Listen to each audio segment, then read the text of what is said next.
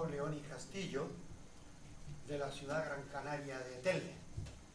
Esta ciudad, aventajada al resto del archipiélago en más de 100 años de historia, en donde nativos y foráneos han hecho grande a Gran Canaria como verdadero bastión de todas las demás que conforman el archipiélago. En los archivos de la Real Sociedad Económica de Amigos del País de Gran Canaria hay un documento que compramos hace unos años que dice, muy brevemente traducido al modo normal de hablar, contesta, mejor dicho, a una pregunta que le habían hecho las autoridades de Gran Canaria al rey Felipe V, al primer Borbón. Así, al primer Borbón. ¿Quién es o quién debe ser el patrono general de este reino de las Islas Canarias? Todavía hay quien dice Nuestra Señora de Candelaria, otros dicen Nuestra Señora del Pino. Y el rey, aconsejado por sus ministros, dice: como fue un día de San Pedro Mártir de Verona, 29 de abril de 1483, cuando esta isla, principal entre todas las Canarias y cápita de ellas, se incorporó al reino de Castilla, que sea ese el único patrón del archipiélago. Pues bien, esa herencia de orgullo gran canario es lo que sirvió a la generación de nuestros bisabuelos para gritar a viva voz: todo por y para Gran Canaria, el puerto lo primero. El puerto tendría que ser el motor económico que le diera a Gran Canaria, que le devolviera a Gran Canaria su primogenitura dentro del archipiélago. Y eso lo hizo en un primer momento la generación previa a don Fernando y a don Juan de León y Castillo, que conocemos como los niños de la laguna, don Antonio López Botas, y heredaron los hermanos León y Castillo. Liberalismo progresista, ley de Puerto Franco, libertad de comercio e influencia en el resto del Estado a través de nuestro comercio con Inglaterra. Pues bien, hoy tenemos la posibilidad de escuchar a varias voces. Esta primera es la del doctor Luzán, que, oriundo de la provincia de Guadalajara, en el centro mismo de la península ibérica, en el antiguo reino de Castilla, llegó a la isla de Gran Canaria, divisó la ciudad de Las Palmas, divisó las cumbres de la isla, pero sobre todo vio a doña María de los Reyes Hernández Socorro. Y visto lo visto, dijo: ¿dónde mejor para sentar mis reales, procrear y trabajar? Y ha trabajado denodadamente como una hormiguita en pro de la historia de Canarias. Siempre con rigurosidad, siempre con una gran entrega, con una gran valía, y a veces defendiéndose de viejos leones que tenían el grado de doctor en historia, pero no de caballeros ni don de gentes. Él sabe a quién me refiero. Pues bien, sus alumnos, los que lo fueron a lo largo del tiempo, lo recuerdan como el profesor ideal, aquel que sin perder su rango de doctor profesor era cercano, ayudaba en todo y sobre todo marcaba los caminos a seguir para aquellos que se querían dedicar a la investigación. Yo le recuerdo un trabajo para mí bellísimo, extraordinario, que fue la causa de aquella disputa. Cuando analizaste la biografía de la antigua biblioteca del Seminario Conciliar de Canarias, en donde demostraste cómo nuestros sacerdotes y no sacerdotes se habían formado en lo más aventajado de la cultura de la Ilustración española, y cómo el jansenismo se hizo mella en nuestro seminario debido a esa libertad que protagonizaban gente como Cervera o el Tavira o el propio Verdugo. Puedo hablar mucho más, yo soy parco en palabras, tímido, me cuesta mucho hablar, pero quiero que lo escuchen, porque todo lo que escuchen de él es dogma de fe. Muchas gracias.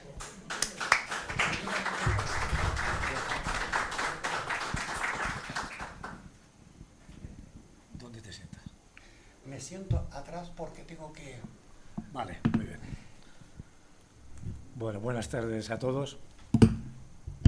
Ya lo he dicho antes, después de estas palabras de Antonio, pues ya no me queda casi nada que decir.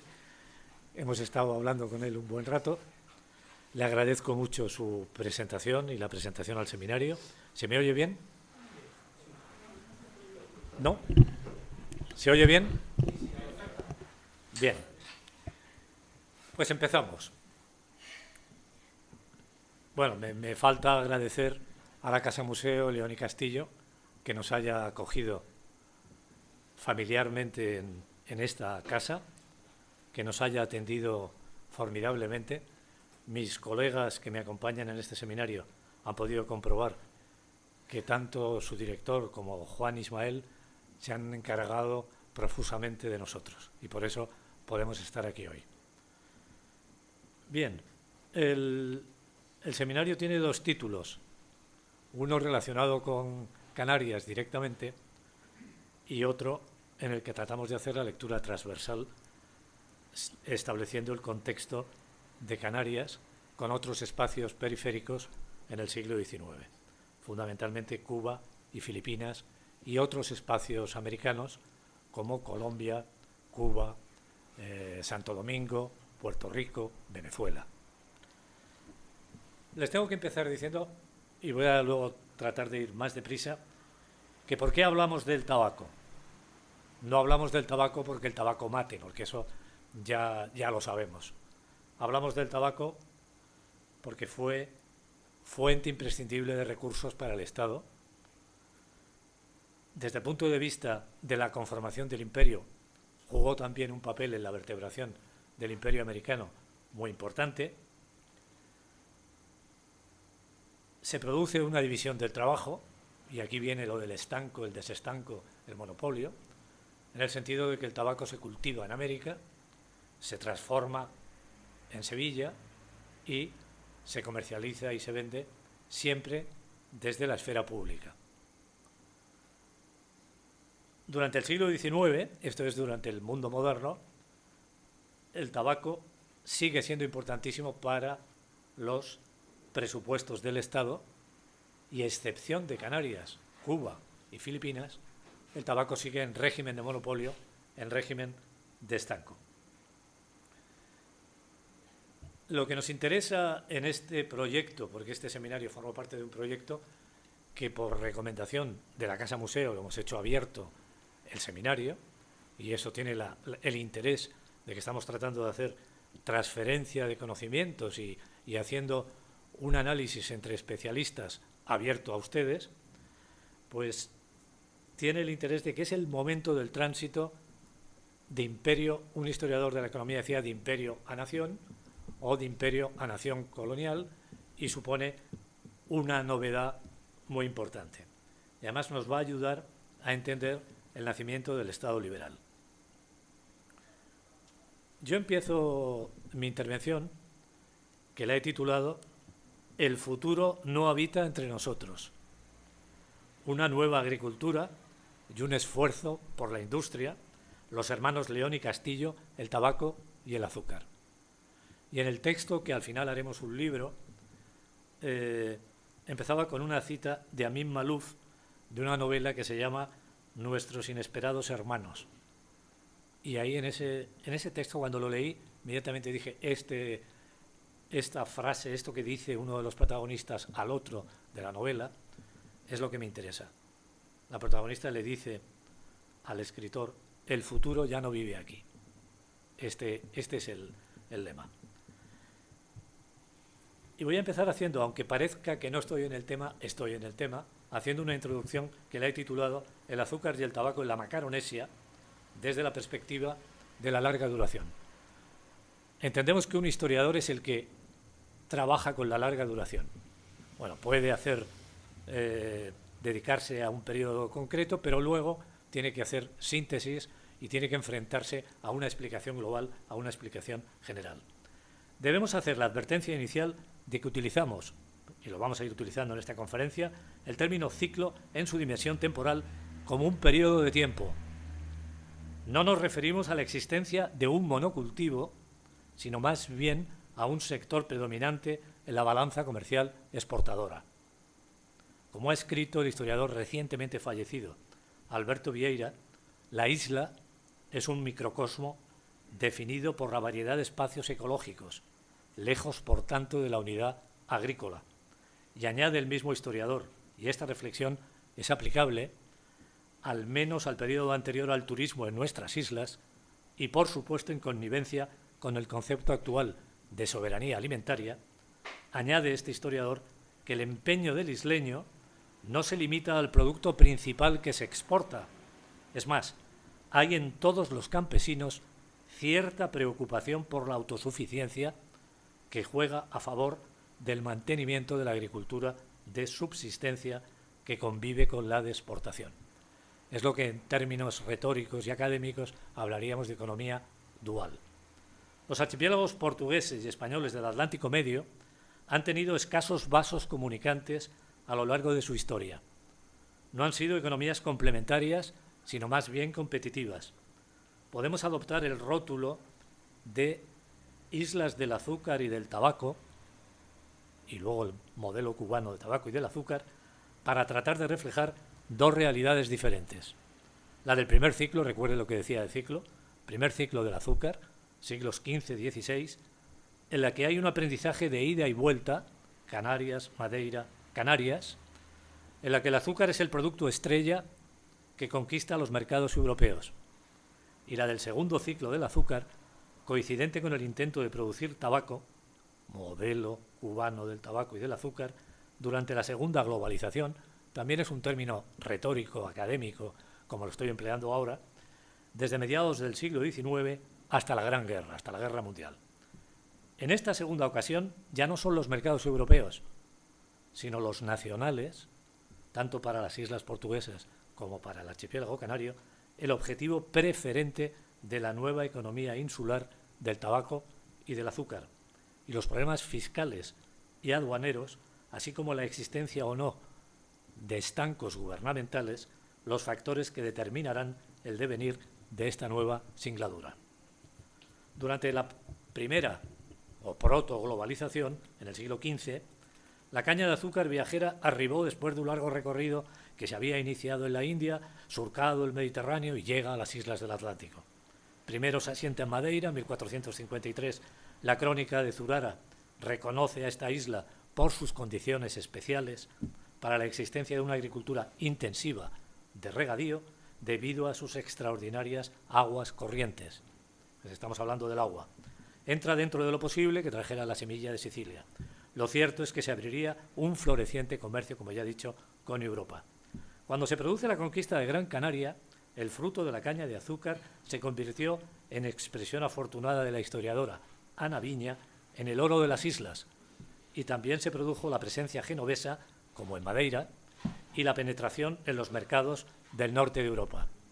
La historiografía canaria se ha referido a esta etapa como el primer ciclo del azúcar y ha señalado también cómo ambos archipiélagos hicieron de puente de este producto que llegaba del Mediterráneo y desde donde se extendió al continente americano con el trasfondo de la creación de los imperios ibéricos. En la etapa inmediatamente a la creación de los estancos del tabaco portugués y español, la etapa que se ha llamado filipina en la historia de Portugal, la época dos Filipes, 1580-1640, hubo una cierta convergencia, según el recientemente fallecido historiador Eliot, entre los atlánticos español y portugués, a una escala lo bastante importante como para permitirnos hablar de ellos como componentes de un solo Atlántico ibérico en los aspectos defensivos, económicos y de modo especial en el tráfico de esclavos. En los momentos en que se creó el estanco del tabaco, Lisboa era el emporio de este Atlántico sureño y portugués. Funcionaba como punto receptor del azúcar y del tabaco brasileño, y de la plata y otras mercancías sacadas de contrabando de la América española, y además como centro de distribución para su reexportación a los puertos del norte de Europa. Y otro tanto podemos decir de Sevilla y a partir del siglo XVIII de Cádiz. En esta intervención vamos a referirnos principalmente al periodo que se inicia a fines del primer tercio del siglo XIX, proceso de las independencias de los países iberoamericanos, que es cuando se empieza a pensar en el cultivo del tabaco en Canarias y en Azores, con lo que incorporamos al archipiélago más septentrional de la Macaronesia en nuestro enfoque. Es decir, vamos a ocuparnos del reencuentro con el azúcar, segundo ciclo del azúcar, y de los serios intentos de convertir a Canarias y Azores en productores de tabaco. La producción de azúcares de Canarias, en la segunda mitad del XIX, tendrá en cuenta el resurgir de la producción de caña, pese a la importancia creciente del azúcar de remolacha, del azúcar de beterrada y el nacimiento de una potente industria azucarera en el sur de España, pero también el gran crecimiento experimentado en Cuba y Puerto Rico, donde la caña convivirá con el tabaco, modelo cubano del tabaco y del azúcar. Para nuestro enfoque es igualmente relevante la experiencia que se estaba viviendo en el archipiélago de Madeira, en el que el gobierno portugués había potenciado el renacimiento del cultivo y de la industria con el fin de aliviar la crisis del vino. Una comisión será enviada desde Gran Canaria, en ella interviene la Real Sociedad Económica de Amigos del País de Las Palmas, con el fin de estudiar in situ el funcionamiento de la economía azucarera madeirense. A diferencia del azúcar, el tabaco, en España y Portugal, así como en las islas del Atlántico Medio, estuvo en régimen de estanco o monopolio, ya lo he dicho antes, por parte del Estado. Los archipiélagos se incluirían dentro de lo que hemos denominado Sistema Atlántico del Tabaco. El Real Decreto de Puertos Francos de 1852 posibilitará el cultivo y la producción de tabaco en Canarias desde ese año de 1852. La finalización del Contrato General de Azores en 1864 abriría, como en el caso de Canarias, un nuevo horizonte a la producción en este archipiélago. En resumidas cuentas, en el inicio del siglo XIX, y en especial en su segunda mitad, las islas tuvieron problemas económicos graves. En Azores se produjo el declinar de la producción de cítricos y, en consecuencia, de su comercio exportador.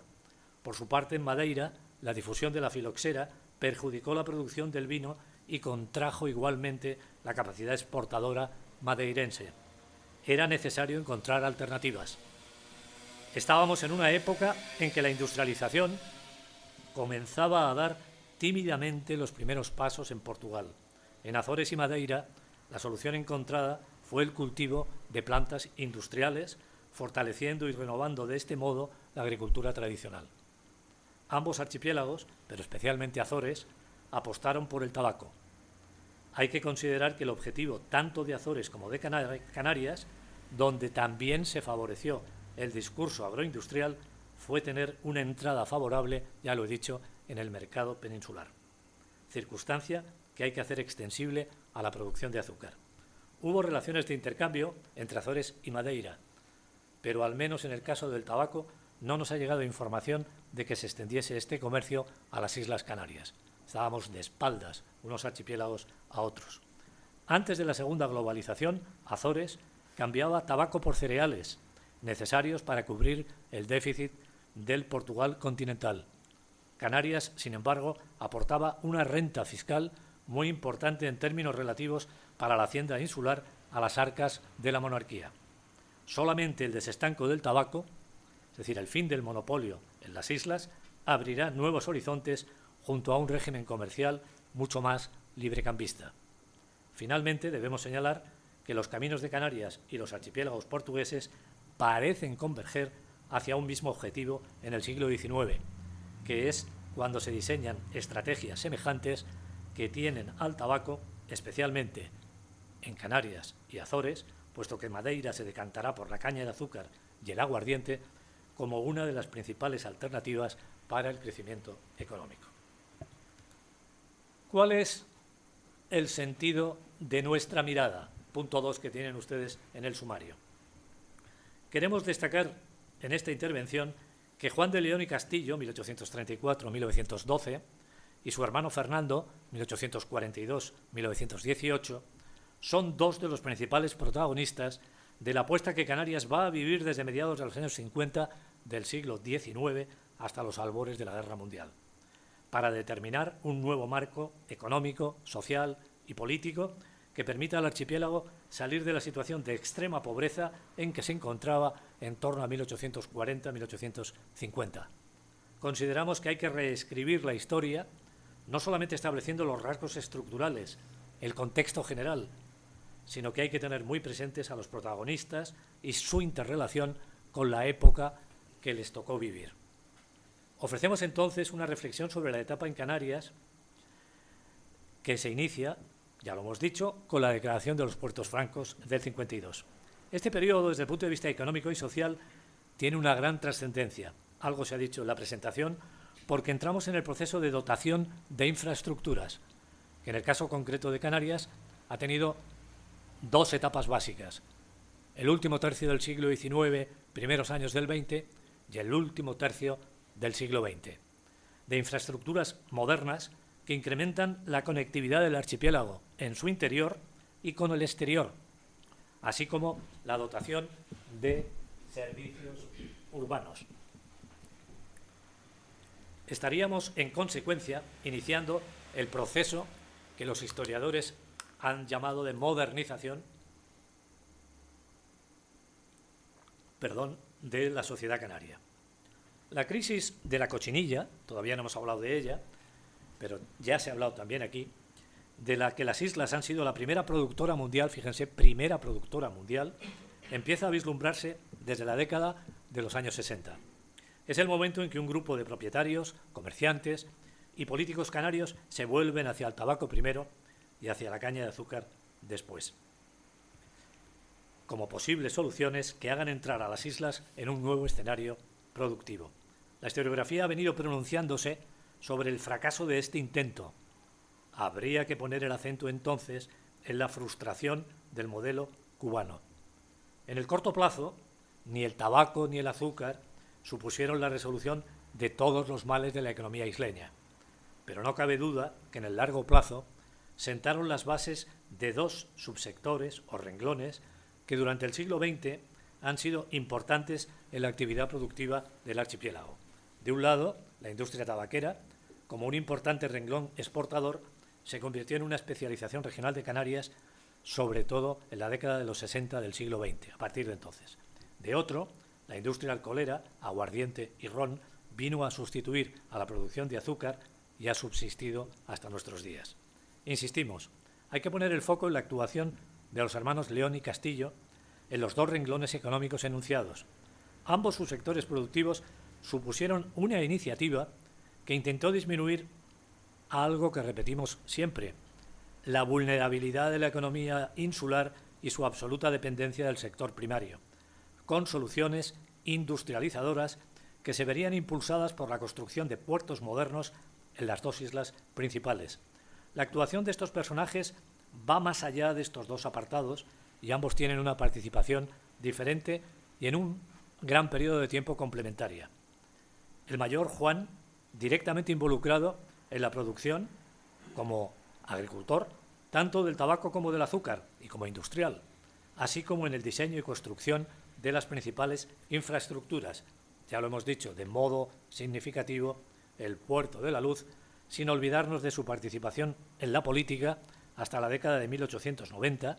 Es el jefe político del partido de su hermano en Canarias, en que rompe con su hermano.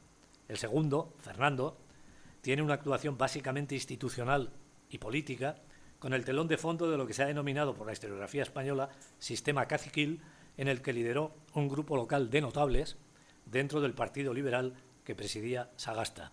Aquí se le denominó el Partido Leonino, aunque su desarrollo va más allá, también se ha dicho, de la política local y nacional, puesto que participará activamente en la definición de la posición internacional española hasta la Primera Guerra Mundial, propugnando una solución menos aislacionista y más cercana a Inglaterra y Francia en un periodo de fuertes tensiones internacionales. Entramos en el tercer punto, la historia del tabaco y del azúcar en Canarias. Muy brevemente, resumirles.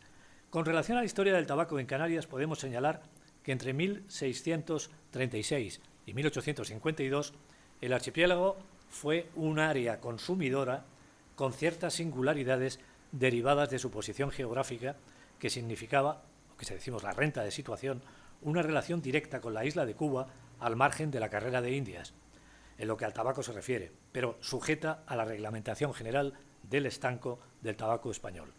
Es decir, Canarias estuvo en régimen de monopolio como el resto de España y a partir de la segunda mitad del siglo XVIII de América.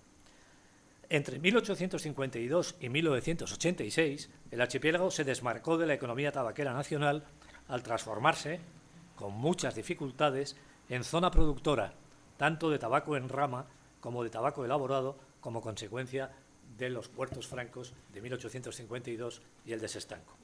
Su posición pasó a ser especial respecto al territorio estancado y sus relaciones quedaron condicionadas por el nuevo ordenamiento, los puertos francos, y la capacidad de negociación que a partir de esas fechas mostraron los tabaqueros y los políticos canarios que defendieron sus intereses. Con relación al azúcar, en la historia de la caña en las islas ha habido, como ya hemos indicado, dos periodos claramente diferenciados. Primer ciclo, 15-16, el azúcar de caña, después de ostentar el protagonismo principal como producto de exportación y agente financiador de la propia conquista, pierde progresivamente ante la fuerte competencia del azúcar brasileño y deja su lugar al vino. La crisis de la cochinilla en el siglo XIX llevará a los propietarios canarios a volverse de nuevo sobre la caña de azúcar. Es lo que hemos denominado el factor histórico. Escribe Millares Torres: entonces fue cuando los incansables agricultores, recordando que en los primeros tiempos de la conquista el azúcar había dado nombre y riqueza al país, resolvieron hacer extensos plantíos de caña y traer del extranjero potentes máquinas de vapor con todos los procedimientos introducidos por la moderna ciencia en esta clase de artefactos. Cierro la cita de Millares Torres. La coyuntura internacional, marcada por la aparición, también lo hemos dicho, del azúcar de remolacha de un lado y la competencia cubana y del sur peninsular de otro, sofocarán muy pronto esta iniciativa, que se aprovechó además de las ventajas de contar con carbón barato, al convertirse los puertos canarios en estaciones carboneras para poder montar alguna fábrica de envergadura con calderas de vapor y maquinaria moderna, lo que decía Millares Torres de un modo más literario. Aún podemos referirnos a una prolongación del segundo ciclo después de la Guerra Civil durante la Segunda Guerra Mundial, cuando Canarias, dentro del marco autárquico español, lo que aquí se ha llamado el mando económico, tuvo que producir otra vez azúcar de caña. Entramos en el punto 4, prolegómenos de la segunda globalización en Canarias. Debemos empezar recalcando la extrema pobreza de las islas una vez terminado el periodo turbulento de las guerras revolucionarias, acrecentada por las dificultades del cólera morbo y de las sequías prolongadas. Es paradigmático el discurso desde la administración provincial reconociendo las dificultades del archipiélago. Así, el intendente de Canarias escribe al director general de contribuciones dando cuenta, en 1847, de la imposibilidad de cobrar en Canarias los impuestos extraordinarios.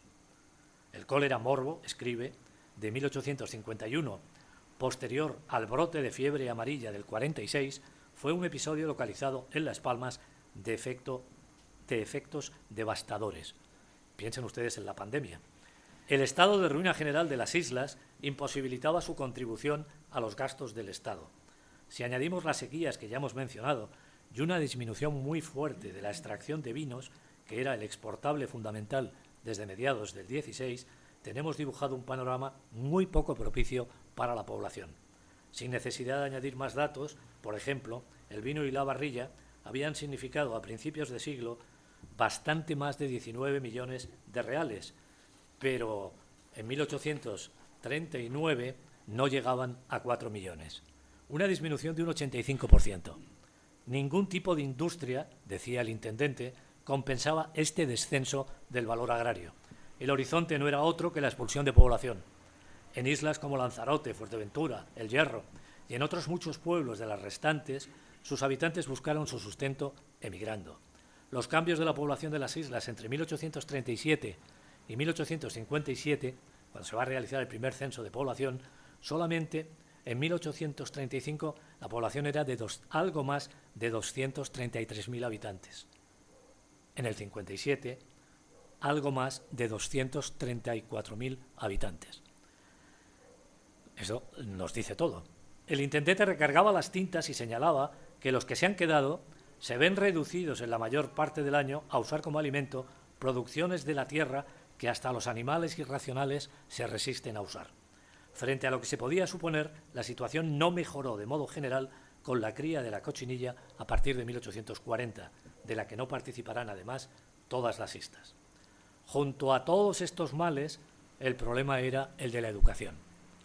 Pobreza más educación son los dos elementos básicos que definen a la sociedad canaria. Canarias se encontraba en la marginalidad del analfabetismo. Juan, el mayor de los hermanos León y Castillo, se sintió protagonista de un cambio que se produjo en su edad escolar y que él atribuyó, antes se hablaba de ellos, a la generación anterior a la suya. En algunas de las cuartillas que nos han llegado y que conforman su autobiografía, escribe, refiriéndose a su experiencia personal: pude haber seguido la actividad de mis padres como propietarios agrícolas, señala, o hubiese emigrado como tantos otros a las Américas. En 1842 sale la primera promoción de graduados o licenciados de la Universidad de La Laguna. Algunos jóvenes, escribe Juan de León y Castillo, y ha repetido después Néstor Álamo, querían cambiarlo todo. León y Castillo menciona una ristra de nombres: Cristóbal del Castillo, Manrique de Lara, Antonio López Botas, Esteban Cabrelén, Juan Penichet, etcétera, etcétera, etcétera. Bien, igualmente algunos representantes del comercio como Roberto Houghton, Diego Swaston, fíjense, ingleses, y Alfonso Gourier, de origen francés, que intentaron la regeneración de la patria creándolo todo a la vez. En 1865 solamente sabía leer 1 de cada 10 canarios. Y es el momento en que se crea el Colegio de San Agustín, que es donde estudiará Juan de León y Castillo. ¿Cuál fue la solución propuesta? La propuesta de este grupo, en el que personalizamos a los hermanos León y Castillo, no fue otra que impulsar la transformación de Canarias en una sociedad más industrial. Sería el arranque de lo que hemos denominado ideología industrializadora, reconocible en el archipiélago en los momentos de crisis económicas de envergadura. En esos momentos, como la crisis que hemos vivido desde 2008, ha vuelto a aparecer el discurso de la diversificación. En lo que se refiere al tabaco, su cultivo y elaboración estarían presentes desde los años finales del reinado de Fernando VII. Voy a pasar por alto estos primeros ensayos, aunque son muy importantes, que se van a establecer por parte de Fernando VII, tratando de evitar, una vez que se restablece el estanco del tabaco en España, al concluir el régimen liberal en 1823, vivimos dos momentos de desestanco, durante las Cortes de Cádiz y durante el trienio constitucional. Se nos dice que los contratistas, en vez de aprovisionarse en Cuba, compraban el tabaco a precios más remuneradores en Estados Unidos y Brasil. Al Estado solo le quedaba la salida de fomentar su producción en el territorio español. En este contexto, Fernando VII va a tratar de promover en el archipiélago canario y en el archipiélago de Baleares el cultivo del tabaco. Se van a crear instituciones que lo fomenten y que lo desarrollen. La propuesta mayoritaria era que se debía introducir el libre cultivo del tabaco junto a la libertad de su exportación. Y esa será la postura de la Diputación Provincial, que, como saben todos ustedes, será la institución que gobierne la única provincia que es Canarias hasta la creación de los cabildos a comienzos del siglo XX. En este proceso va a jugar desde 1848 un papel primordial el tío de los hermanos León y Castillo, Francisco María de León y Falcón, al frente de la Junta de Agricultura. Lo que nos interesa resaltar es que antes de los puertos francos, en Canarias, fíjese lo que les digo, se tenía poca confianza en que la cochinilla, que tenía cada vez precios más bajos y grandes necesidades de capital, fuera la solución. La propuesta era insistir en el libre cultivo y en la libertad de exportación. En 1870, Juan de León y Castillo publica su Guía del cultivo del tabaco y nos dice que hemos perdido 18 años. No podía haber en las islas otra industria que la derivada de la transformación de los productos agrícolas. En este marco, las plantas tropicales presentaban ventajas y entre ellas, de modo principal, el tabaco. Es un axioma, escribe repitiendo lo que ha leído en los folletos y en las monografías que hablan de Cuba, que en agricultura, que el país que cultiva tabaco es rico. Y entramos en el punto 6, el modelo cubano, 3 desestancos en España como nación colonial en el siglo XIX. Aunque la ley de 16 de abril de 1837 sancionó que la diferencia fundamental entre la metrópoli, es decir, 1837, estamos en el periodo progresista y estamos en la primera guerra carlista, y es el momento en que los progresistas están en el poder y se hace la Constitución del 37.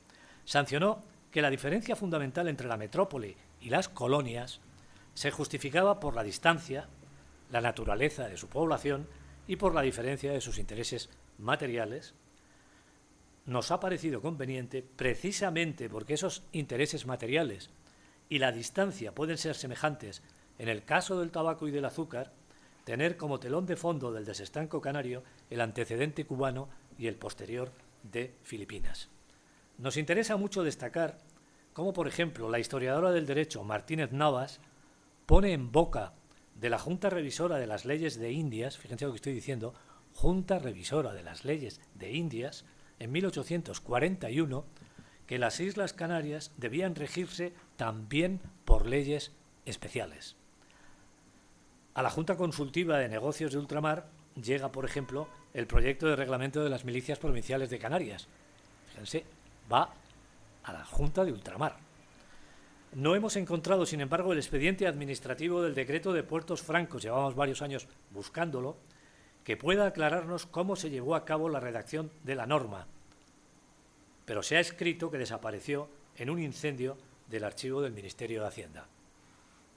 A lo largo de su periplo como nación colonial, ya lo hemos dicho, España realizó 3 desestancos que es conveniente sacar a colación porque ayudan a entender la denominación modelo cubano del tabaco y del azúcar que lanzó en su momento Agustín Millares Cantero. Es conveniente, no obstante, pese a la política seguida en la periferia, el estanco se mantuvo firme en el territorio metropolitano. Es conveniente, pues, que nos preguntemos por qué en unos lugares se optó por el desestanco, mientras que se mantuvo en la península, aunque en la década de los 80, aun manteniendo, estoy en el siglo XIX, aun manteniendo el monopolio, se privatizó, pero se mantuvo el monopolio. En Cuba serían los intereses de los propietarios de ingenios. En Canarias, seguramente los impulsores del Real Decreto de Puertos Francos del 52, entre los que se encontraban el diputado Jacinto de León y Falcón, tío también de los hermanos León y Castillo, su hermano Francisco María, ya lo hemos mencionado como gran impulsor del cultivo del tabaco, tíos ambos de Fernando y de Juan, o Cristóbal Castillo Manrique de Lara, aunque también Sabín Berteló o Manuel Rafael de Vargas tendrían muy presente la experiencia cubana. Y en el desestanco posterior de Filipinas, luego insistiré en esto, realizado precisamente cuando Fernando de León y Castillo ocupaba la cartera de ultramar, la ocupó desde febrero del 81 a enero del 83, fueron determinantes los intereses empresariales del Marqués de Comillas y de sus socios franceses, que concluyeron en la creación de la Compañía Filipina de Tabacos, que heredó con la privatización. Fíjese, la privatización prácticamente es paralela a la de España, aunque en España se mantiene el estanco, la renta del tabaco, pieza clave de la hacienda filipina desde finales del siglo XVIII. Pero esto se lo dejo para que después Vicent haga sus aclaraciones. El primer desestanco fue el de la isla de Cuba, con la extinción de la factoría en 1817, la factoría de La Habana, siendo Martín de Garay ministro de Hacienda de Fernando VII durante el sexenio absolutista, 1814-1820. En este caso, fue la presión de los intereses azucareros personificados en la figura de Francisco Arango Parreño. También a él se ha referido Vicent, que hoy nos acompaña. Sin necesidad de entrar en más detalles, hay que recordar que la tabaquería cubana, que es como se va a llamar a la industria que surge en el siglo XIX, después de un periodo de transición, se convirtió a mediados de los 50, primero con capital español y luego alemán, británico y más tarde norteamericano, en el segundo sector exportador de la isla, por detrás únicamente del azúcar, una vez superadas las dificultades fiscales iniciales. Pero fíjense lo que dice el preámbulo del Real Decreto. Es Fernando VII. Fijé mi soberana atención sobre el fomento y cultivo de la preciosa planta de tabaco, tan importante por el privilegio exclusivo que la naturaleza ha dado al suelo de la isla de Cuba de producirla de la más exquisita calidad del mundo. Esto se va a convertir en el fundamento del marketing de la industria tabaquera cubana a partir de ese momento. Es decir, es la calidad lo que van a vender y van a decir que no hay ningún tabaco como el de Cuba. Y esto lo van a imitar los canarios. Nos interesa tener en cuenta que estos argumentos se van a tener presentes, como decía, en Canarias desde los primeros ensayos del 27. Recordemos que las islas en situación de desestanco, que estamos identificando ahora con libre comercio, pero son cosas distintas, quedaban fuera del territorio del monopolio y, por tanto, como competidoras de Cuba y Filipinas en los mercados internacionales y en la propia España. Existía entonces un precedente inmediato, el desestanco cubano, y habrá un desestanco consecuente, que será el de Filipinas, en el que intervendrá directamente Fernando de León y Castillo.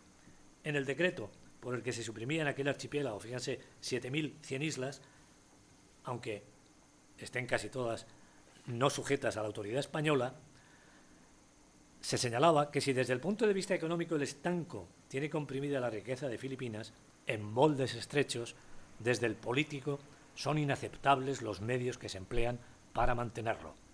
Se esperaba incrementar la industria y realizar una reforma del régimen aduanero, lo mismo que en Canarias. El estanco del tabaco, cuyos rendimientos ascienden a 2,5 millones de pesos, impone al país, si estoy leyendo el decreto, en cambio de estos problemáticos recursos, sacrificios materiales infinitamente mayores que sus ventajas. Cuando León y Castillo publica, me parece que por encargo de Romanones, sus memorias o luego en sus discursos parlamentarios, incluye el texto del decreto del desestanco de Filipinas. En definitiva, se trataba, como en Canarias, de introducir un incremento, en este caso de introducir la contribución territorial, en Canarias fue un incremento, que ha de ser el medio más seguro de cubrir con holgura el déficit producido por el desestanco. Junto al tabaco, el Real Decreto, y esto no es una casualidad, señalaba que la caña de azúcar, cuyas rudas faenas son proverbiales, se halla en sorprendente progreso.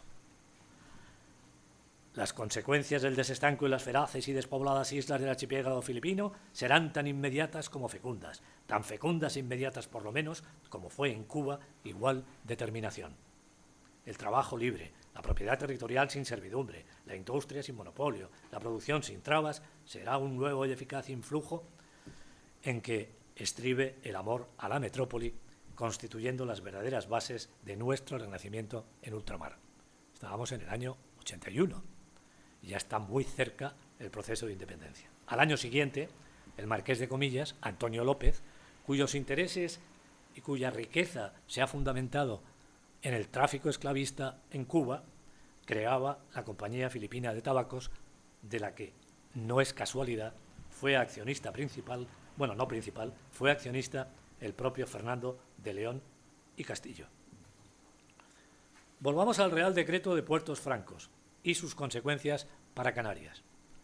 Les voy a enunciar 4 ideas. En primer lugar, es necesario destacar que una de las consecuencias del Real Decreto de Puertos Francos fue el desestanco del tabaco. Es una perogrullada, pero hay que insistirlo.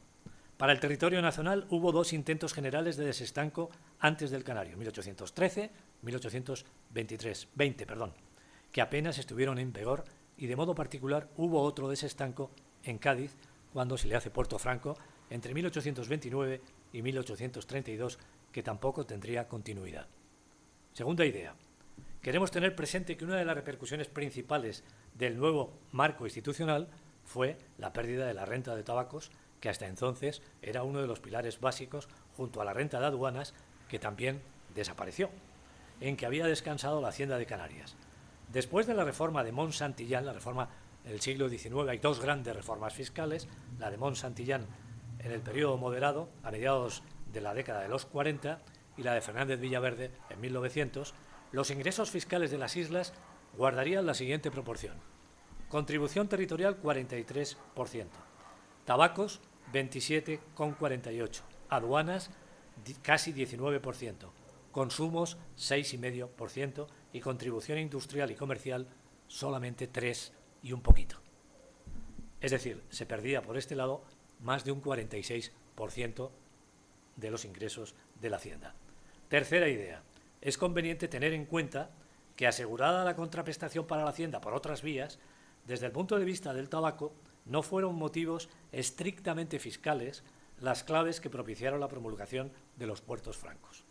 Según la interpretación del publicista y político tinerfeño Pedro Mariano Ramírez, una de las personalidades más importantes de esta época, el nuevo marco institucional no era otra cosa que el sistema especial de contribuir esta provincia a los gastos del Estado por la supresión de la renta de aduanas y el estanco del tabaco. Desde esta perspectiva, parece que los que se inclinaron por este método preferían un incremento de la contribución territorial y comercial a cambio de unas condiciones mercantiles mucho más abiertas que, junto al impulso que recibiría el sector agroexportador, impulsarían la economía canaria. Se pensaba que, pasado un año, habría más de 100 fábricas de tabacos en Canarias. Cuarta idea. Parece oportuno no olvidar que en fechas casi coincidentes con el Real Decreto de julio de 1852, el Gobierno central había creado una comisión encargada de ocuparse del desestanco general en toda España, proponiendo que hubiese ensayos parciales del mismo. Desde esta perspectiva, el caso canario puede ser contextualizado también dentro de este programa como un ensayo parcial de desestanco. Cuando en 1845 un viajero canario llega a Funchal, escribe, y esto se publica en el Boletín Oficial de la provincia en su parte literaria: bajamos al puerto y no fue poca nuestra sorpresa al ver que lo verificábamos sin aduana, sin pasaportes y sin patentes de sanidad. Bueno, esto es lo que se pensaba que había que hacer en Las Palmas. Hubo una crítica muy fuerte, voy a ir aligerando porque si no, no voy a tener tiempo, una crítica de peso al nuevo régimen de puertos francos desde Tenerife y al régimen de desestancos por Juan Manuel Foronda, que entonces era presidente de la Junta de Comercio de Tenerife. Dice que los inconvenientes que traería consigo el desestanco podían reducirse a 2. De un lado, el gobierno no tenía necesidad de sustituir una contribución indirecta muy rentable, más de 2,5 millones de reales, que pagaban los fumadores por un raquítico comercio, a lo sumo 2.000 quintales de rama virginiana, que llevaría aparejado además un recargo de la contribución directa y de la comercial. De otro lado, los ensayos de cultivo del tabaco, he dado un salto y no lo he seguido contando en esta intervención porque sería muy prolijo, realizados hasta ese momento habían demostrado su inviabilidad y su escasa eficacia. Otra cosa sería, sin embargo, dilucidar si el desestanco hubiera podido contemplarse sin los puertos francos, tal y como planteará en sus escritos Pedro Mariano Ramírez, o a la inversa, si se hubiera debido proceder a un proceso de liberalización sin desestanco, que era la actitud de los liberales moderados. Recordemos la paradoja de que la concesión del desestanco fue auspiciada en Canarias por estos últimos, que serían partidarios más adelante de mantener el monopolio del tabaco en el territorio peninsular. En 1855, la propuesta progresista de desestancar el tabaco en todo el territorio nacional, seguramente teniendo muy presente el modelo canario, contó con la oposición de los moderados encabezados por Ramón Santillán, ya le hemos nombrado como el reformador de la Hacienda, director del Banco de España, y no tuvo éxito. En una palabra, hay que poner en el fiel de la balanza mucho más la pobreza de las islas, la necesidad de encontrar mecanismos que impulsasen hacia adelante la agricultura exportadora. Parece que el gobierno español vería con buenos ojos la conversión de Canarias en un ámbito de producción tabaquera, abriendo una vía posible a la maltrecha agricultura canaria en la que la cochinilla tenía un lugar cada vez más firme. Y voy a dar... A ver. Entramos en este punto. Punto 7. ¿Les estoy cansando? ¿Vamos bien?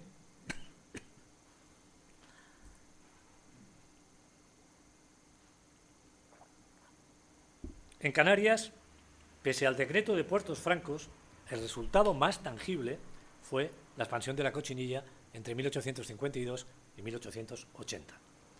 Si acudimos al ejemplo de Arucas, isla de Gran Canaria para los que no son de aquí, que también será uno de los centros principales de la fabricación de azúcar y más tarde de aguardiente y el ron, el panorama, que no puede extrapolarse a todo el territorio insular, es como sigue. Entre 1852 y 1880, la población se multiplicó por 2, pasando de 4.000 a 8.000 habitantes. Las edificaciones se multiplicaron por 8. La riqueza imponible pasó de 500.000 a 800.000 reales. Los presupuestos municipales pasaron de 5,3 reales por habitante a 27 reales por habitante. Ante la terrible perspectiva que presenta el porvenir agrícola de nuestra provincia, escribirá Juan de León y Castillo, debemos todos, en la escala de nuestras fuerzas, procurar que se disipen las negras nubes que lo envuelven. Hay que fijarse en que la economía de la grana, tenía aquí un gráfico pero me va a costar encontrarlo, entonces imagínenselo, hay que fijarse en que la economía de la grana tocó suelo en los precios durante la llamada Gran Depresión de 1873. En una serie de artículos publicados en Las Palmas Quincenal, que era el órgano de la Sociedad del Porvenir Agrícola, cuya cabeza fue el propietario y empresario Alfonso Gurié Álvarez, que aúna en su persona tanto la empresa tabaquera como la azucarera y cuya relación con Fernando de León y Castillo fue fundamental para el éxito de la segunda, se publicó un artículo de Bruno Pérez Hernández. De este artículo entresacamos las siguientes anotaciones que enlazan con la idea que estamos manteniendo en este estudio. Hay que reducir la producción de cochinilla para contener la bajada de precios. Sin embargo, nadie deja de producir grana. Además, hay alternativas, el tabaco y la caña de azúcar. Era necesario que cada cultivador dedicase algunos celemines de tierra al cultivo del tabaco. Abro comillas. De este modo, podríamos tener y estudiar la experiencia adquirida. Conoceríamos las malas condiciones con las que se empezó a producir el tabaco. Todo hacía suponer que con la caña también se harían ensayos que determinarán su producción y utilidad. Si la producción de la cochinilla es excesiva, se debe exclusivamente a nuestra rutina, nuestros errores y nuestra indolencia, pero que no se atribuye nunca a la falta de otros cultivos alternativos. Con esta opinión va a coincidir plenamente Juan de León y Castillo en su Guía del cultivo del tabaco de 1870, que ya hemos mencionado, en la que se va a plantear: la historia de la industria ofrece siempre los mismos caracteres. Cada esfuerzo victorioso trae consigo una víctima y muchos vencedores. Comarcas ricas, centros industriales importantes, son destruidos por un adelanto. Ganancias exorbitantes tienen que reducirse. Monopolios artificiales o naturales al fin desaparecen porque tal es la ley que rige la producción. Esta es la historia de nuestras barrillas. Esta lo es de nuestro cultivo de cochinillas. La suavidad y uniformidad de nuestra temperatura, única en el mundo, antes se nos ha dicho la calidad del clima de Telde, del microclima de Telde, la suavidad y uniformidad de nuestra temperatura única en el mundo constituyó un monopolio natural para la cría de cochinilla. Realizáronse ganancias excesivas. La propiedad subió a un valor desconocido en todas partes, pero nosotros mismos hemos ido produciendo tanto y tanto que al fin la cochinilla desciende para equilibrarse con los frutos ordinarios, es decir, a colocarnos en la situación normal de la producción. Nosotros no tenemos en realidad ni más industria ni más agricultura que la cochinilla, y sin embargo sus resultados tienden a ser cada día menores. Bueno, ahora vendría un apartado que se llama Juan de León y Castillo, la importancia de la experiencia personal. Voy a tratar de hacerlo lo más sintético posible. Algunos rasgos de su biografía nos ayudan a entender su posición dentro del grupo que lideró la modernización de la economía canaria en la segunda parte del siglo XIX. Él mismo se define como perteneciente a la más esclarecida nobleza del país, por sus padres, José de León y Falcón, y María de la Concepción del Castillo Olivares, que como hijos segundos, estaba entonces vigente todavía la ley de mayorazgos, no heredaron nada de sus padres, porque todavía estaba vigente esta institución.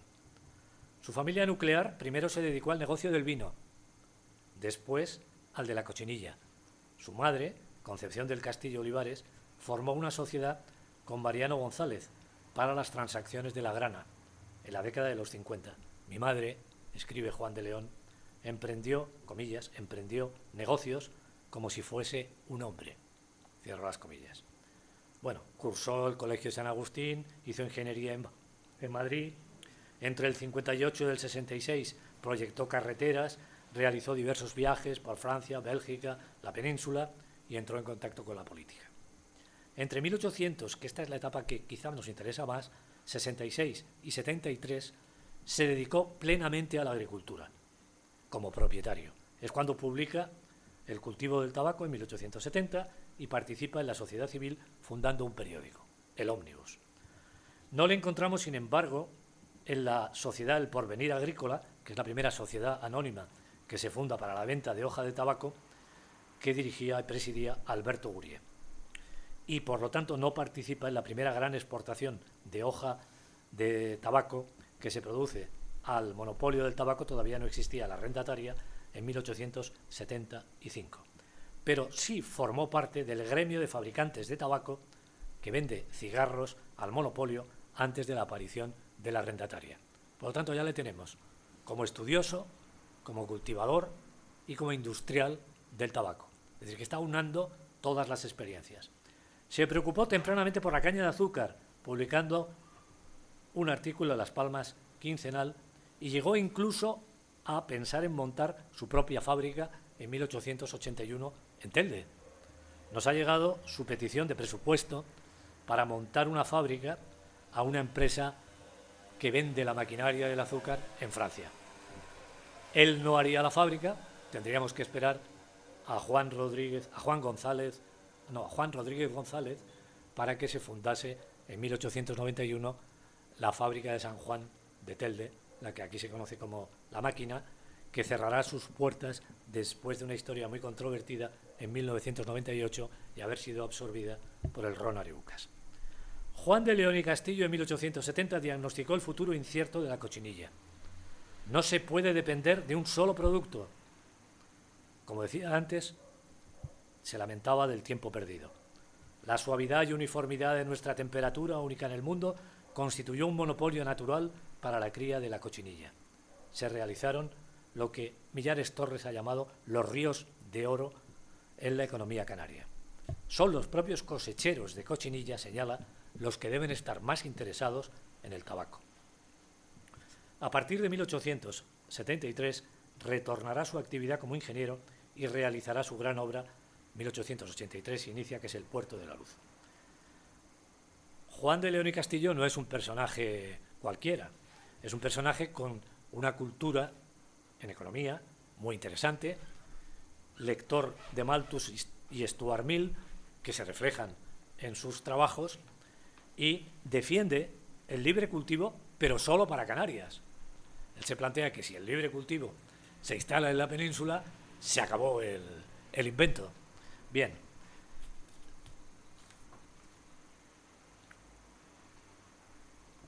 Bueno, en su guía del tabaco hace todo un estudio del tabaco en Europa, del tabaco en América, para llegar a plantearse, fíjense, cuando inicia el estudio, dice, pidió 3/3, 3 quintales, tercio de tabaco, quintal, a la familia Sotomayor de La Palma, que son grandes cultivadores, en Argual, donde tienen también el ingenio azucarero, que nunca había desmayado en este cultivo, y lo envió a los mercados de Londres, y a través de la casa Menéndez y Laza, que vendía a comisión, se obtuvo un chelín, 4 peniques por libra, o 632 reales de vellón por quintal. La casa Menéndez escribió a nuestro ingeniero notificándole que el tabaco canario había sido confundido con el de La Habana. Dice, las personas que lo han visto creen que viene de La Habana, aunque se extrañan de su clase. Nosotros les dejamos en el error y, sin duda, les parece que es tabaco de lo que se conoce con el nombre de partido, dice. Como calidad por aroma y gusto, es el segundo de los conocidos. Ahí queda eso. El segundo de los conocidos por calidad, aroma y gusto. Todo lo contrario que lo que decía la arrendataria española. Si el filipino tiene más precio, es por su hoja excelente para capa.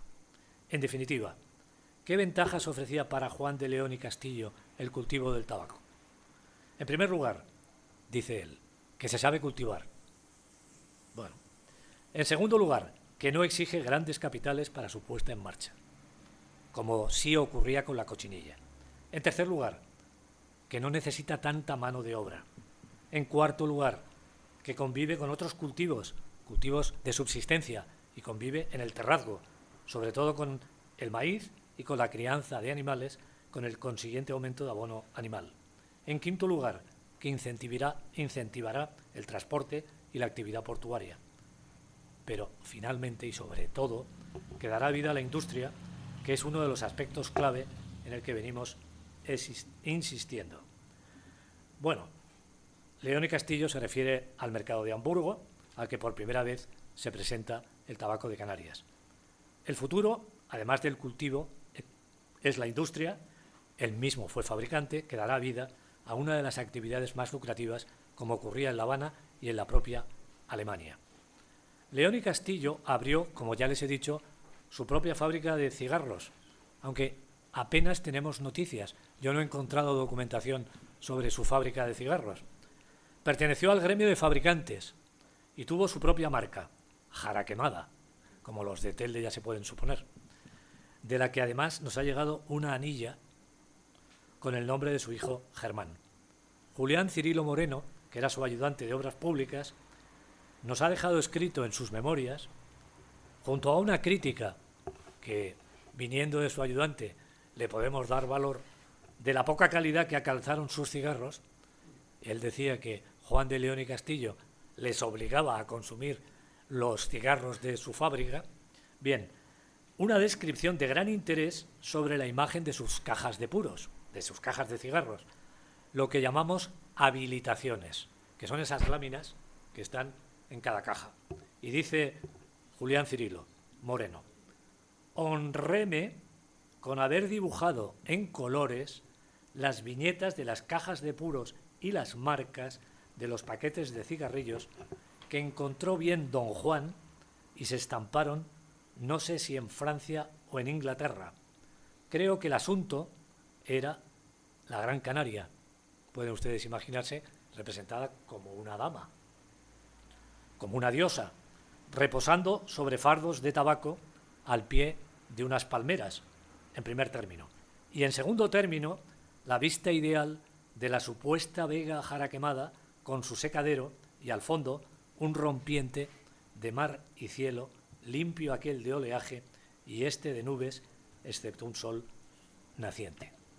Bueno, otros fabricantes de tabacos, de cigarros, como Juan de León, pues fueron José García Torres, los hermanos Melián, Luis Román y Lugo, Antonio Navarro Madillo, Miguel Sotomayor y Lugo, que ya ha salido, Tomás Miller e Hijos, Juan Comella, etc. Bueno, además del mercado peninsular, los fabricantes de cigarros de Canarias decidieron que había que salir al mundo exterior. En el caso concreto de Juan de León y Castillo fue a la Exposición Internacional de Viena de 1873, y en el caso concreto de otros propietarios canarios, concurrieron con la cochinilla y con el azúcar y con el tabaco a la gran exposición que ha marcado una época en la historia de las relaciones comerciales de Filadelfia de 1876. Y estaríamos en el punto 9, la de que el futuro se habita aquí. Yo creo que me la voy a saltar, o voy a ir más deprisa, y voy a llegar a este punto.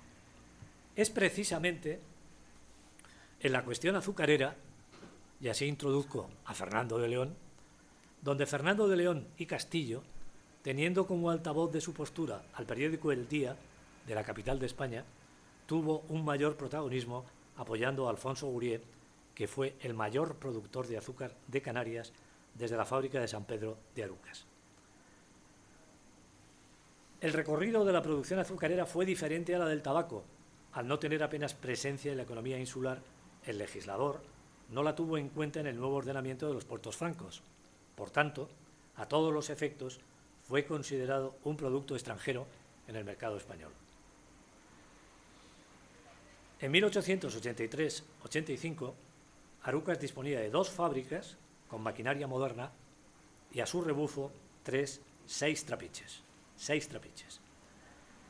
Como hemos dicho, el azúcar canario tuvo que enfrentarse a 3 grandes obstáculos. La nueva fuerza del azúcar de remolacha, en un gráfico del siglo XIX se ve cómo van en paralelo y al final el azúcar de remolacha se está imponiendo, las barreras de entrada peninsulares que acabo de decir y su escasa competitividad dentro del mercado interno. No llegaba a cubrir el 50% del consumo. Y aquí, ¿cuál es el debate? El de siempre. Queremos libertad de comercio, pero queremos protección. Queremos las dos cosas, la libertad de comercio y la protección. Bien, si hacemos un rápido recuerdo de que hemos hablado de Cuba, pues yo creo que habría que tener presente que Cuba ha tenido una gran crisis de su industria azucarera. En Cuba podríamos distinguir el occidente del oriente. En el occidente es donde se van a establecer las grandes centrales con maquinaria moderna, que se van a construir el ferrocarril, y el oriente es la zona de los trapiches, mucho menos productiva, y donde se va a producir el caldo de cultivo de la independencia. Recuerden que se ha acabado la guerra de los 10 años, ha habido una guerra anterior, Paz de Zanjón, 1878, y a partir de ese momento, y lo digo para que ahora lo comparemos con Canarias, empieza un recorrido histórico en el que se trata de alcanzar un modus vivendi, porque nunca se va a llegar a un tratado aprobado por el Congreso de los Estados Unidos entre España y Estados Unidos. ¿Cuál era el problema? El problema era que Cuba se había mantenido con un régimen aduanero absolutamente proteccionista y favorable a los intereses de la península y especialmente de la economía de Cataluña. Los Estados Unidos estaban deseando entrar en ese mercado y los cubanos estaban deseando vender su azúcar y su tabaco y su café fundamentalmente a la economía norteamericana, en la que además, después de la guerra de secesión, se había producido la abolición de la esclavitud y se estaba produciendo una expansión muy importante.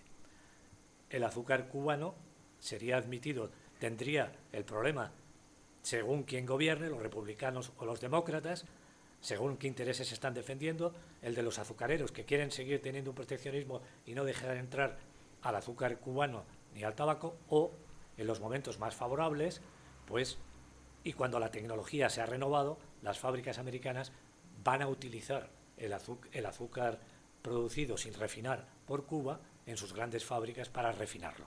Y ahí va a estar el negocio. Entonces hay varios intentos de modus vivendi que se han conocido con el nombre del que fue embajador de Estados Unidos en España, Forster, y el que negoció con Forster en España, que se llamaba Santiago Albacete. Este personaje, que yo creo que es un personaje muy relevante y que habría que estudiar, creo que es ingeniero, fue ministro de ultramar en la época primera me parece que con Martínez Campos todavía, o con Castelar, y luego Sagasta y los liberales, y entre estos León y Castillo, se niegan en absoluto a establecer un modus vivendi, y en la época de Castelar, después de que se llega a establecer un modus vivendi en 1884. Fíjense que es el momento en que va a despegar, o se va a plantear que debe despegar el tabaco y el azúcar en Canarias. Y es muy importante porque es la oportunidad, porque se va a abrir el mercado americano al azúcar cubano, se va a perder el derecho de bandera español y va a poder entrar, aunque los americanos no llegan a un modus vivendi porque lo que quieren es la exclusiva y no quieren que los británicos les arrebaten el mercado cubano, y en varios acuerdos, el más importante es el tratado o el acuerdo comercial de 1891, en definitiva se entrega el mercado cubano a los norteamericanos en la puerta ya de la independencia de Cuba, cuando va a empezar enseguida la última guerra. ¿Pero qué ha pasado en Canarias? Pues en Canarias antes se ha anunciado. En Canarias los cónsules ingleses al principio apuestan por el tabaco, pero van a apostar con la construcción. Ha cambiado la coyuntura, el reparto de África, etc. Y son los intereses de los que están colonizando África los que van a triunfar en Canarias. Recuerden, Puerto de la Luz, estación carbonera, eso era carbón barato, claro, pero una gran infraestructura. Los ingleses se instalan en la ciudad de Las Palmas, British Club, golf, hoteles, Ciudad Jardín, etc. Y bancos ingleses, inversión inglesa, y van a apostar por el cultivo del plátano y de los tomates. Y va a significar el cierre de esta propuesta del tabaco y del azúcar. Bien, sin más, me voy a saltar todo y voy a llegar a las reflexiones finales, porque creo que nos van a ayudar más que el que yo les termine hilo por pabilo toda la conferencia que les tenía organizadas.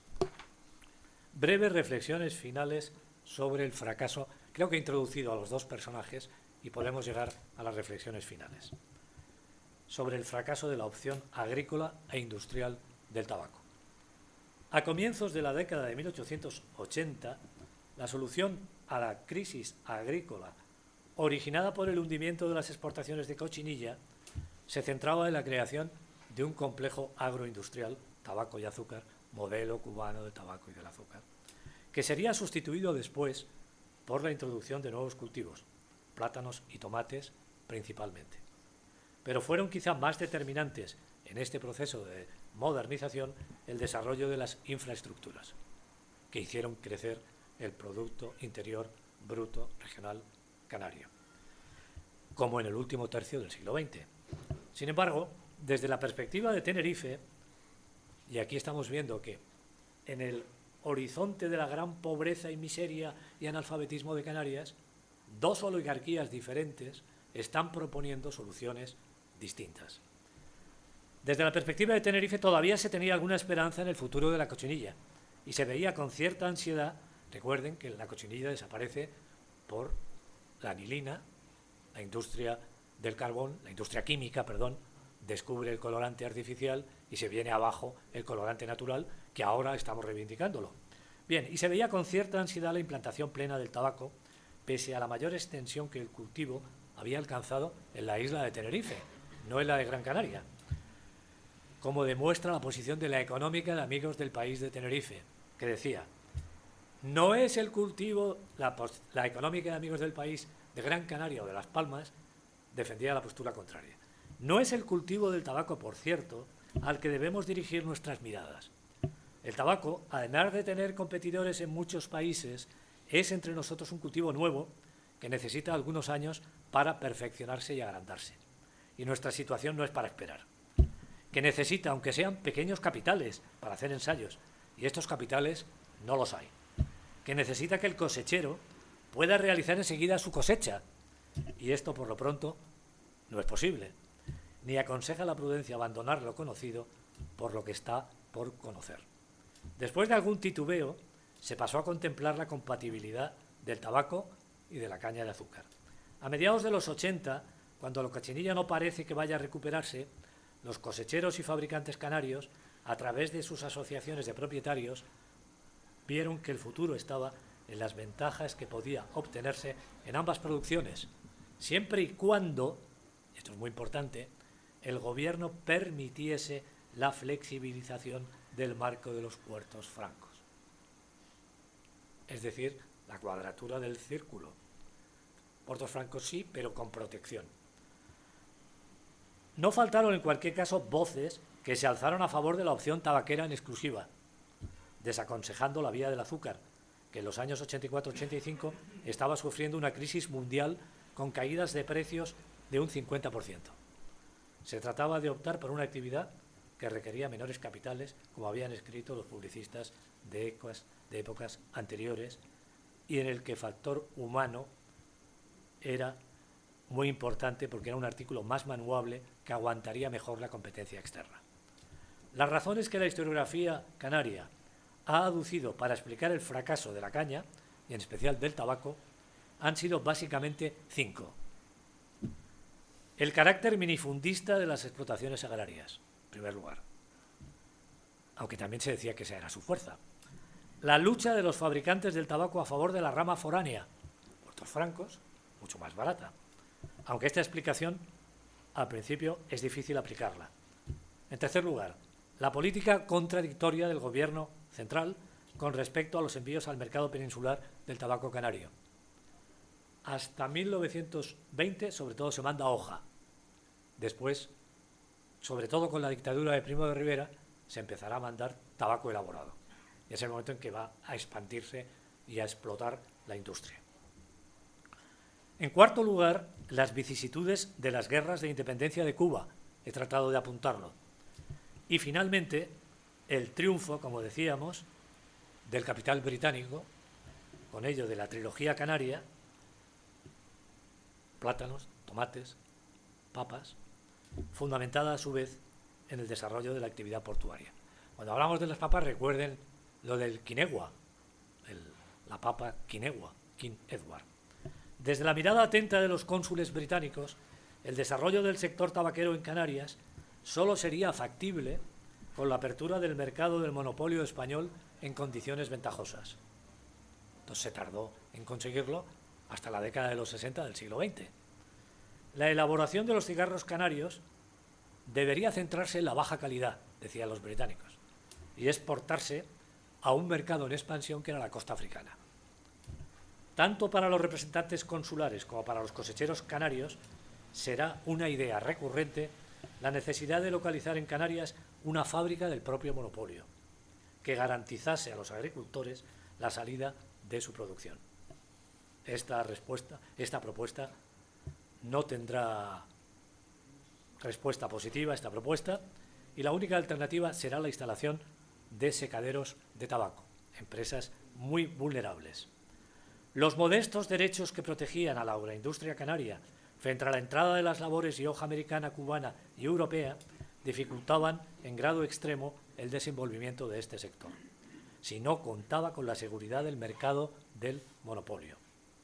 Entre 1893-94, por ejemplo, según los informes consulares, la industria gran canaria vendería la mayor parte de sus labores en el propio mercado insular, entre un 93 y un 90%.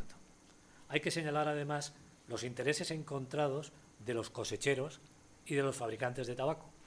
Coincidentes en los primeros momentos, acabarán divergiendo. La posición del estanco no fue ajena a este enfrentamiento. Con excepción de algunos ejercicios, las ventas al monopolio, pues ya lo he explicado, fueron primero fundamentalmente hoja y luego más adelante las labores. Las necesidades del monopolio regularán la producción canaria.